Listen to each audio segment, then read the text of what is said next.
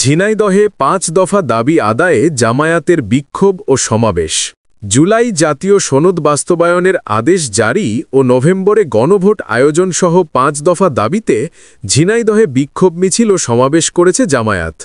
কেন্দ্রীয় কর্মসূচির অংশ হিসাবে জেলা শাখার আয়োজনে সোমবার সকালে শহরে পুরাতন ডিসি কোর্ট চত্বর থেকে একটি বিক্ষোভ মিছিল বের করা হয়। মিছিলটি শহরের বিভিন্ন সড়ক ঘুরে পায়রা চত্বরে গিয়ে শেষ হয়। পরে সেখানে অনুষ্ঠিত হয় সমাবেশ।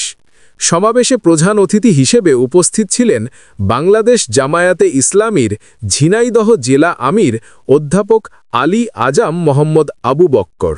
কোন বন্ধু বলতে চাচ্ছে বাংলাদেশ জামাত ইসলামী নির্বাচন বাতিল করতে চাচ্ছে, বানচাল করতে চাচ্ছে না। আমরা নির্বাচন বানচাল বা বাতিল চাচ্ছি না। আমরা ৫ দফা দাবি আদায় করে ফেব্রুয়ারির ভিতরে নির্বাচন চাই। দাবি যদি আদায় হয়ে যায়, আগে নির্বাচন দেন, তাও রাজি আছি আমরা। এছাড়াও উপস্থিত ছিলেন ঝিনাইদহ ১ শৈলকুপা আসনের এমপি পদপ্রার্থী অধ্যাপক এএসএম মতিউর রহমান। আমরা সরকারকে বলতে চাই যে বিহার পদ্ধতি ছাড়া এদেশে কোনো নির্বাচন হতে দেওয়া হবে না। সংগ্রামী ভাইরা আমার, আমরা চাই যে জুলুমের পরিবর্তন হয়েছে, যে জুলুমবাজ বিদায় নিয়েছে, এই পুনরায় আর কোন জুলুমবাজ বাংলাদেশের ক্ষমতায় আসবে না। বাংলাদেশের মানুষ ন্যায় সত্য অবলম্বন করতে শিখেছে।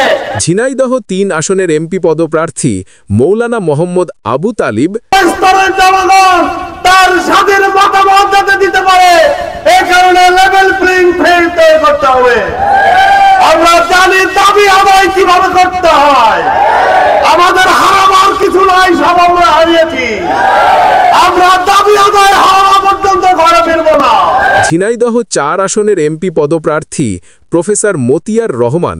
সাম্রাজ্যবাদী আধিপত্যবাদী সমস্ত ষড়যন্ত্রকারী দুনিয়াকে জানাতে চাই, জুলাই সনদ বাস্তবায়নকে না করে, বিধিবদ্ধ না করে, আগামী নভেম্বর ২৫-এর মধ্যে রেফারেন্ডাম গণভোট দিয়ে যদি জুলাই সনদকে বিধিবদ্ধ করে জনগণ মানুষের দাবি পূরণ করা না হয়, তাহলে আর একটা বিপ্লবের রক্ত রঞ্জিত বাংলাদেশ আগুনের দাবানো করবে। সে আগুন থামানোর কোনো পানি সমাবেশটি সঞ্চালনা করেন জেলা সেক্রেটারি আব্দুল আউয়াল।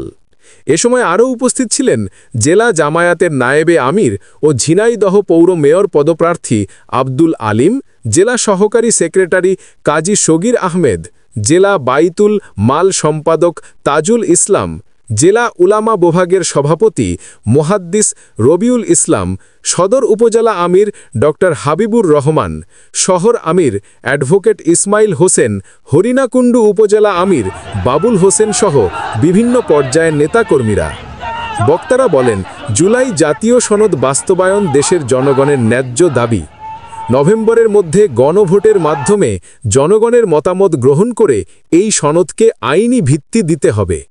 তারা আরও বলেন, বাংলাদেশের স্বাধীনতা, ইসলাম ও গণতন্ত্র রক্ষায় জামায়াতে ইসলামী সবসময় শান্তিপূর্ণ আন্দোলনের মাধ্যমে জনগণের অধিকার প্রতিষ্ঠায় কাজ করছে এবং ভবিষ্যতেও সে ধারাবাহিকতা বজায় রাখবে। Islamic TV, Jhenaidah.